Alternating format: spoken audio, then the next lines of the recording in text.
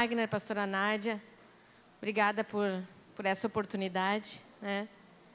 E eu confesso que o tema que me foi proposto, equilíbrio em tempo de ansiedade, é um tema desafiador, porque falar de equilíbrio em tempo de ansiedade, eu falar da boca para fora, eu não saberia sentir e explicar o que realmente é. Mas quando o pastor Wagner me ligou e passou esse tema, e me disse para mim me virar nos 30, eu pensei, Senhor, o Senhor só pode estar de brincadeira comigo. O Senhor só pode estar de brincadeira num período tão difícil da minha vida. O Senhor quer que eu ministre sobre equilíbrio em tempo de ansiedade. Aí eu entendi que Deus tinha algo muito precioso comigo através dessa palavra. E eu fui meditar sobre tudo isso. E logo que a gente fala em ansiedade, a gente vem um versículo que está em Mateus, capítulo 6, versículo 25, que diz assim: por isso vos digo, não andeis ansiosos pela vossa vida, quanto ao que haveis de comer ou beber, nem pelo vosso corpo, quanto ao que haveis de vestir. Não é a vida mais do que o alimento e o corpo mais do que as vestes? Quem de nós, irmãos, quem de nós não passou por momentos de ansiedade?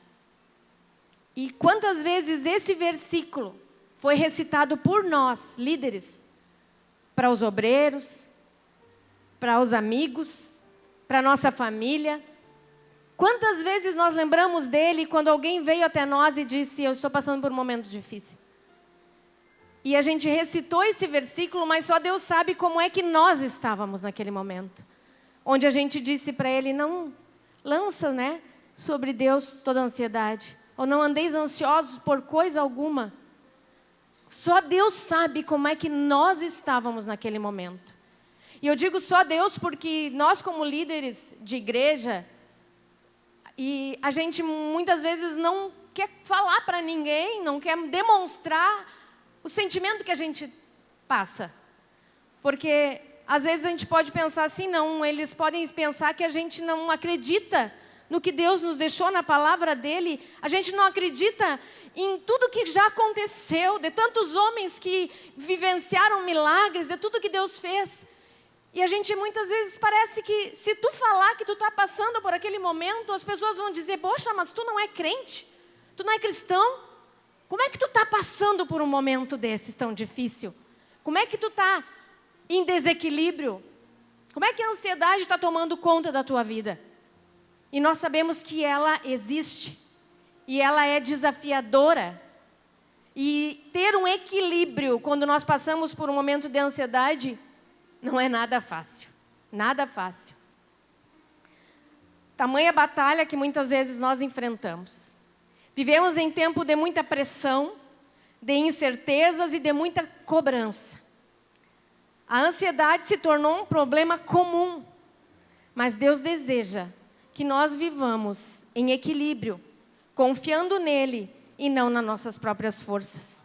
Então, como encontrar equilíbrio em meio à ansiedade, segundo a palavra de Deus? E é realmente muito desafiador. Nós encontrarmos equilíbrio num tempo muito difícil da nossa vida. Mas é possível e a gente encontra. Então, hoje quem ministra para vocês é uma irmã, pastora, líder de uma igreja. Eu sou farmacêutica, sou proprietária de uma empresa, de um laboratório de análises clínicas. Tenho 45 funcionários, tenho 3 filhos, meu esposo está ali comigo. E confesso que encontrar esse equilíbrio não é fácil, mas realmente, irmãos, com toda a certeza do mundo, eu afirmo que a gente consegue. A gente consegue. Equilíbrio, o significado de equilíbrio. Há várias palavras para explicar o que equilíbrio significa. Temperança, moderação, autocontrole, autodomínio. Equilíbrio é uma virtude que todos nós devemos anelar. A Bíblia ensina que o equilíbrio é fruto do Espírito Santo. E é o resultado da presença de Deus nas nossas vidas. É Deus que promove esse equilíbrio. Esse equilíbrio, ele vem de Deus. A ansiedade é uma emoção que na definição clássica consiste no temor acentuado com os desígnios, com as coisas do futuro. E a sensação de impotência diante das ameaças do presente. É uma sensação de impotência, que tu não vai conseguir. E isso se torna algo que afeta a saúde física, a saúde emocional, afeta a tua casa, afeta aonde tu está gestando, gerando, afeta todos os lugares onde tu está. Recentemente, saiu no portal de notícias do G1, a reportagem que dizia o seguinte: temos uma nova epidemia? É uma pergunta. Não é um vírus, mas é grave. O Brasil lidera o ranking mundial de ansiedade e está em 4º lugar em depressão. Crise de saúde mental. Brasil tem o maior número de afastamentos por ansiedade e depressão dos últimos 10 anos. Dados de 2024 mostram que o país registrou mais de 470 mil afastamentos do trabalho por transtornos mentais, ansiedade e depressão, sendo a grande maioria nas mulheres. Fatores que geram ansiedade hoje, alguns: as pressões no trabalho, nos estudos, as redes sociais que geram comparações e expectativas irreais. As redes sociais geram essas comparações nos nossos jovens, adolescentes, a gente que tem filhos sabe que gera algo que não é real. O que eles enxergam, o que eles veem, o que nós mesmos vimos nas redes sociais, a grande maioria das vezes é uma felicidade que não é real, mas que a gente se compara, as pessoas se comparam e querem aquela vida que está sendo mostrada ali nas redes sociais. E não conseguindo ter aquela vida, aquela aparentemente família perfeita, aquela viagem dos sonhos, aquele trabalho perfeito, não conseguindo ter tudo aquilo, começa algo mexer dentro da pessoa e muitas vezes destrói as famílias, destrói casamentos, porque eu queria ter aquele casamento perfeito. Eu queria ter aquela harmonia, mas aquela harmonia é o que está aparecendo nas redes sociais. E isso gera, muitas vezes, divórcios, desestruturação familiares. Inseguranças financeiras, crises familiares, crises pessoais, o medo do futuro e daquilo que nós não podemos controlar. Marta e Maria é um exemplo de quem escolheu a melhor parte. Enquanto Marta estava muito ocupada, Maria parou e escolheu a melhor parte, que era estar aos pés de Jesus. Quantas vezes em momentos desse tipo que nos tomam a nossa vida, momentos que nós ficamos desesperados, a gente não escolhe a melhor parte. E a gente se move de um lado para o outro, a gente faz uma coisa, parece uma barata tonta, e não sabe, não gere a nossa vida. Não escolhe a melhor parte, que é aquele momento que nós temos que parar e se prostrar aos pés do Senhor e dizer o que está acontecendo. Então nós somos muitas vezes deparados nesses momentos e a gente não escolhe a melhor parte, que é estar naquele momento de crise aos pés do Senhor, pedindo uma resposta e ouvindo a Ele. Então, como a confiança em Deus acima de tudo. Filipenses, livro de Filipenses, de Paulo aos Filipenses, capítulo 4, versículos 6 e 7, diz assim: não andeis ansiosos de coisa alguma, em tudo, porém, sejam conhecidas diante de Deus as vossas petições, pela oração, pela súplica, com ações de graça. E a paz de Deus, que excede todo entendimento, guardará o vosso coração e a vossa mente em Cristo Jesus. Quantas vezes nós lemos isso aqui, essa passagem? Quantas vezes nós lemos que não é para nós andar ansiosos? E como é fácil alguém chegar e dizer para nós, não fique ansioso. Tu vai ver, Deus vai fazer um milagre. Só que Deus pode ter feito um milagre na vida de quem está te dizendo, mas como na tua tu não viveu aquilo, tu vai dizer, ele não sabe o que ele está falando. Ele não sabe o que eu estou vivendo. Ele não sabe o que eu estou passando. Então ele não pode estar dizendo isso para mim. Para mim simplesmente não ficar ansioso.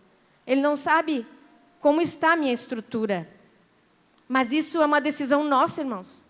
Quando nós nos deparamos com um problema grave na nossa vida, é uma decisão nossa parar, ficar prostrados diante daquilo ou agir, se colocar de pé e mudar realmente a situação. E Deus nos chama a trocar essa preocupação pela oração. Pela oração. E um exemplo bíblico é o rei Josafá.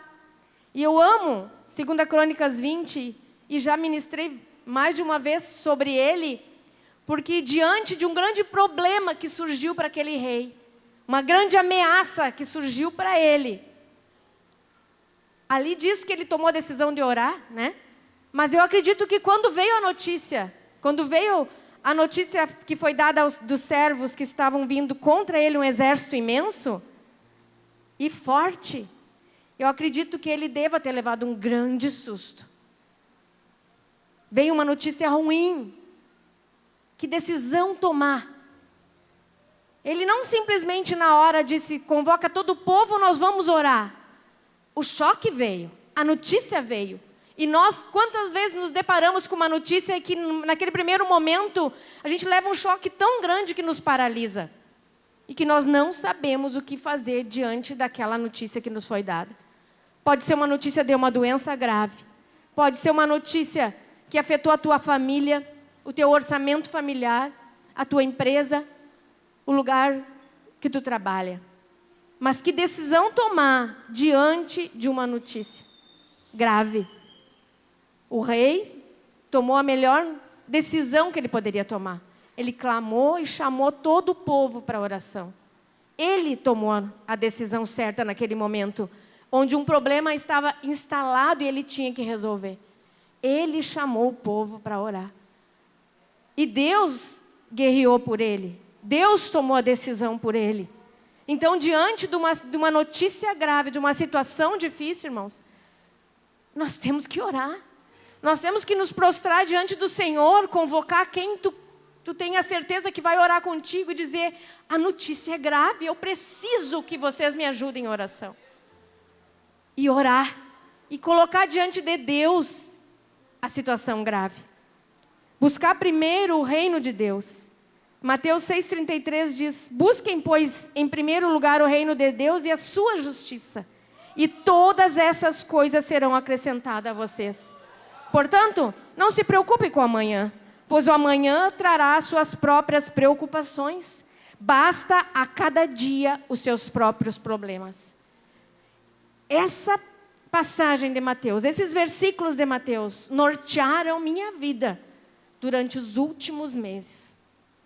E o exemplo bíblico que eu pego aqui é o maná no deserto. Quando Deus mandou o povo colher o maná do dia, o do dia, não era para pegar mais do que o do dia e viver aquele dia. E eu hoje tenho vivido, nos últimos tempos, o dia, irmãos. Cada dia o seu mal. Colher o maná do dia. Resolver o problema do dia. Enfrentar o que tu tem que enfrentar no dia. Mas se levantar de manhã, fazer o teu devocional, entregar para Deus aquela necessidade do dia e colher o maná do dia, resolver a situação do dia, porque o do dia seguinte, Deus proverá o do dia seguinte. E essa é a melhor decisão que nós podemos tomar. Orar, entregar para o Senhor. Aí depois viver cada dia o seu mal, sem se preocupar com o dia seguinte. Se preparando, é claro. se levantando para trabalhar, para fazer o que tu tem que fazer.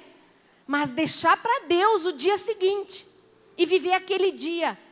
Porque a ansiedade se instala quando nós vivemos o dia de amanhã. Hoje não tem. Hoje eu não consigo. Hoje eu não vou conseguir pagar. Hoje não tenho sustento.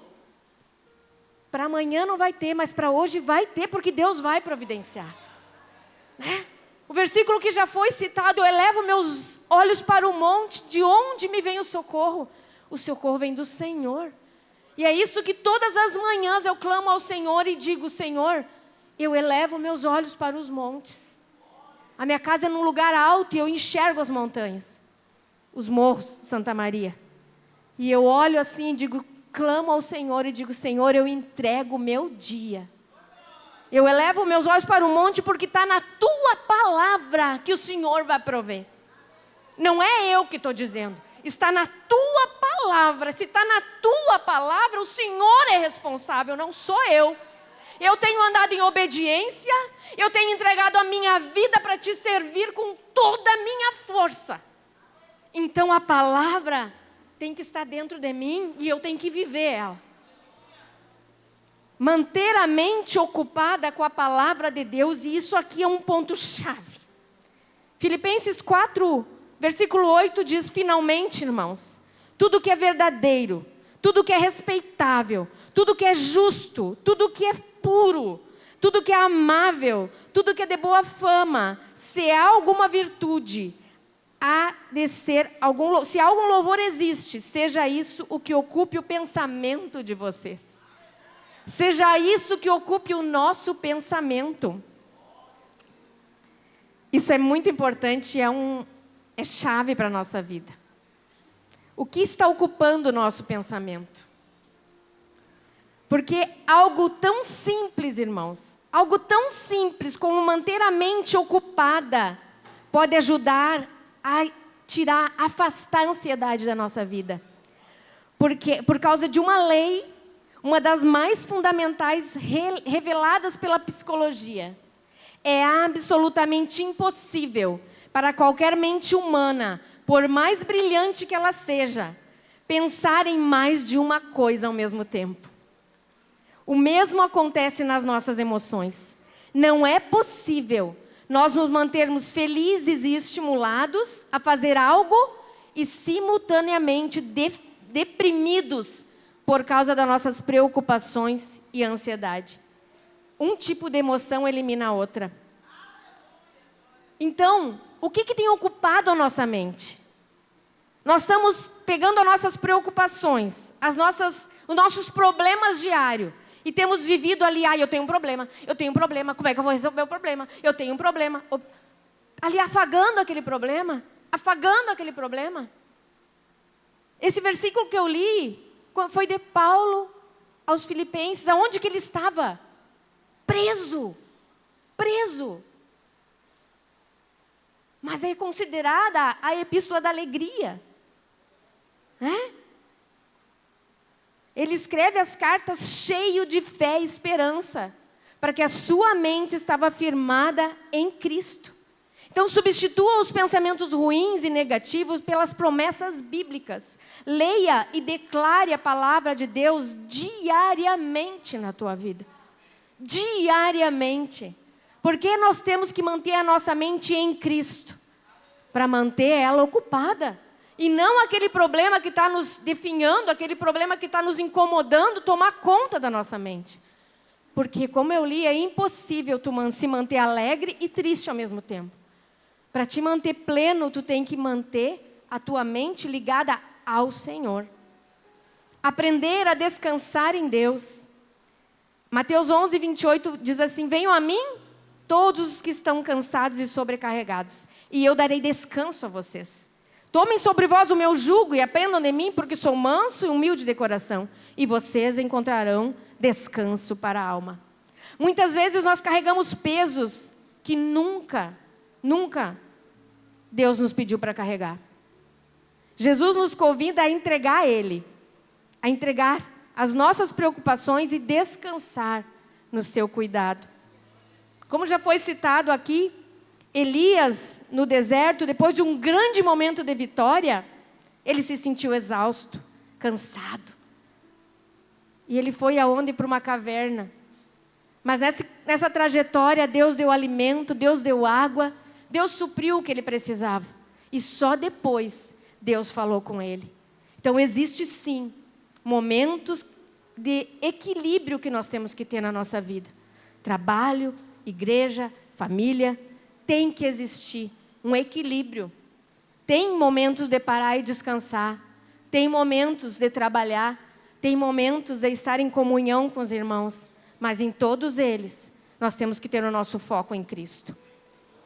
Hoje, você está confiando mais em Deus ou nas suas preocupações?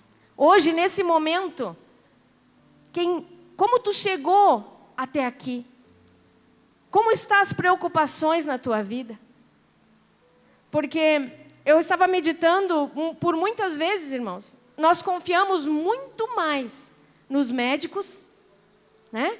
Diante de uma situação, de uma doença, uma notícia ruim para ti ou para a tua família, o médico chega e glória a Deus pelos médicos, né? Glória a Deus pela vida deles, mas nós confiamos muito neles, nós nos entregamos a eles. O que eles disserem para nós é lei, e a gente descansa quando eles dizem tem saída. Quando eles dizem para nós, vai ser resolvido. Tu toma esse medicamento vai te tirar a tua dor.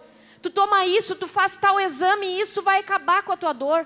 Tudo tu faz, irmão, tudo. Porque tu confia naquela pessoa que está na tua frente te dizendo, eu vou resolver o teu problema. Ou pelo menos eu estou te encaminhando para uma resolução. A gente confia no piloto de um avião, quando a gente sobe para voar. A gente confia, a nossa vida é de tantas pessoas que estão naquele avião. A gente confia naquele homem, naquele ser humano que está pilotando aquele avião. Confia naquela aeronave. E nós estamos lá que a gente sabe que se cair todo mundo morre. Mas a gente confia. E por quê? Que diante de um grande problema que surge na nossa vida, a gente não confia em Deus. Por quê? Porque nós estamos confiando muito mais nas coisas da terra do que nas coisas do céu. Tem algo a ser mudado na nossa vida. Tem uma chave a ser girada na nossa vida. Aquela reportagem que eu li sobre o grande número de depressão e de ansiedade, irmãos, eu não sei ali quem era crente e quem não era crente. Porque se perguntarem para o crente, eles vão dizer que ele não tem. Ele não tem, ele é livre de tudo. Só que quantas mortes, quantas depressões, pessoas que saem dos caminhos do Senhor, pessoas que se matam e são cristãos, que não pedem ajuda, porque têm vergonha de dizer que estão. Nós temos que viver um tempo onde a gente tem que acordar ao nosso redor, tem que saber se olhar, se entender e enxergar quando nós não estamos bem. E viver as promessas de Deus, o que Ele colocou, o que Ele deixou para nós vivermos. Nós teríamos ansiedade? Teríamos, porque até Ele falou que nós teríamos. Mas como viver essa ansiedade em equilíbrio? Somente, irmãos, com Deus. Somente girando essa chave que precisa ser girada na nossa vida. E eu falo com propriedade, irmãos, porque já disse, quando o pastor me colocou esse tema, é um momento muito difícil e eu não tenho vergonha de falar para os irmãos. Que eu, como empresária e muitos outros empresários estão vivendo hoje. E quando ele me passou o tema, eu disse, Senhor, eu estou tentando ser equilibrada. Eu estou tentando ter esse equilíbrio e eu demonstro isso para as pessoas, que eu sou plena. Plena. Até a pessoa que trabalha do meu lado diz, eu não entendo como é que tu está vivendo de uma maneira tranquila. Ela não sabe como é que eu estou vivendo. Mas eu demonstro para ela que eu estou plena. Só que eu e Deus, só Ele sabe. Só que eu aprendi a viver isso aqui, irmãos. Eu aprendi a viver cada dia o meu mal. Eu aprendi a confiar nele e entregar tudo para Ele, e acordar de manhã e saber que Ele vai suprir. E Ele tem suprido, e eu não tenho como dizer, e eu tenho pessoas aqui que convivem comigo, meu esposo está ali. Ele tem suprido diariamente. E Ele tem feito milagres que nem eu mesmo imagino. Não imaginava se eu não estivesse vivendo esse tempo na minha vida. Então tem períodos da nossa vida que nós vivemos sim, e Deus permite, porque Ele precisa mudar a nossa mente. Ele precisa que nós entenda que tudo que está aqui é real e verdadeiro. E que nós só vamos poder falar sobre ansiedade para alguém que está passando por isso, se tu passar e se tu conseguir vencer isso. Se tu conseguir enfrentar isso. Porque a gente, como falei, a gente tem dois caminhos. Quando surge o grande problema, se eu parar, tudo vai desabar na minha cabeça. Tudo vai cair. As pessoas que eu lidero vão sofrer porque eu parei, porque eu desisti. E eu poderia ter desistido. Mas quando tu olha, eleva os olhos para o monte, tu vê as promessas que o Senhor tem para nós. Se tu baixar a cabeça e disser, não, eu não quero mais. É uma vergonha. E eu falei para a pessoa essa que está comigo todos os dias. Se eu desistir, eu tenho que fechar minha Bíblia e descer do altar. E não pregar mais essa palavra. Por isso eu não vou desistir. E tu vai ver as promessas de Deus se cumprindo na minha vida. Em meio ao caos, em meio à tempestade, Deus se manifesta de uma maneira sobrenatural. Mas nós só vamos entender vivendo esse tempo. Então eu não estou dizendo que eu quero que você viva, mas você só vai entender o que é isso. Só vai saber o que é milagre de Deus quando algo acontecer. Então não é porque Deus é ruim, não é porque Deus não nos ama. Ele ama tanto que Ele quer mostrar quem Ele é para nós verdadeiramente. Quando ninguém pode te ajudar, quando não tem lugar que venha recurso para ti, não existe lugar nenhum. Ele vai mostrar quem Ele é na tua vida. E até eu ter passado por tudo que eu estou passando, eu nunca tinha vivido um grande milagre do Senhor na minha vida. Então hoje, eu posso ministrar sobre a ansiedade, sobre como vencer com equilíbrio a ansiedade, porque eu vivi isso. Coloque os teus olhos no Senhor. Diante do grande problema, ore.